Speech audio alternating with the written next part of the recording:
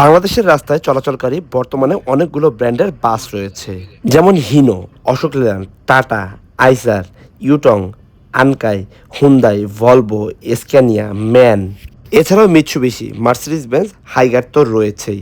তবে যেই চেসিসগুলোর আমি নাম বললাম, এগুলোর অনেকগুলো ভার্সন বাংলাদেশের রাস্তায় চলাচল করছে। তবে আপনারা কি জানেন একটা বাসের সেফটি বা সিকিউরিটি কিভাবে মেনটেন করা হয়? মূলত যে কোনো ব্র্যান্ডের বাসের মধ্যে যেই বাসটার ব্রেকিং সিস্টেম সবচেয়ে ভালো সেই বাসটাকে সবচেয়ে সেফ বাস বলা চলে। তবে এখন প্রশ্ন আসে, সবচেয়ে বেস্ট ব্রেকিং সিস্টেমের বাস কোনটা? আমাদের দেশে চলাচলকারী যে বাসগুলো রয়েছে তার মধ্যে আমার কাছে পার্সোনালি মনে হয়েছে নন এসির দিক থেকে মোটামুটি সবগুলো বাসেরই ব্রেকিং সিস্টেম একই রকম।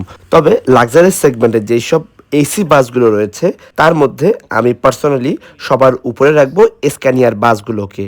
কেননা লাক্সারিয়াস সেগমেন্টে যে বাসগুলো হয় যেমন Hyundai, Scania, Volvo, man, Mercedes Benz, এগুলোর মধ্যে আমি মোটামুটি সবগুলো বাসে ভ্রমণ করেছি। সবগুলো বাসে ভ্রমণ করার পরে পার্সোনালি আমার কাছে মনে হয়েছে স্ক্যানিয়ার যে বাসগুলো রয়েছে সেই বাসগুলোর ব্রেকিং সিস্টেম যথেষ্ট ভালো। আমি মোটামুটি দেশে চলাচল করা গ্রিন লাইন, শ্যামলী এনার ট্রাভেলস এবং সোহাগ এই তিনটা কোম্পানিরই স্ক্যানিয়া বাসে ভ্রমণ করেছি। তবে লাস্ট দুটো অর্থাৎ শ্যামলী এনার ট্রাভেলস এবং সোহাগের স্ক্যানিয়াতে ভ্রমণ করে আমার কাছে যেটা পার্সোনালি মনে হয়েছে, দুটো বাসই মোটামুটি রানিংয়ে এতটা ক্লোজলি এসে ব্রেক ধরেছে কিন্তু এরপরও কোনো দুর্ঘটনা ঘটেনি। কিন্তু এই জায়গাতে অন্য কোনো বাস থাকলে অবশ্যই একটা বড় ধরনের দুর্ঘটনা ঘটে যেত। সো ওই দিক থেকে আমার কাছে মনে হয়েছে যে স্ক্যানিয়া বাসগুলোর ব্রেকিং সিস্টেম যথেষ্ট ভালো।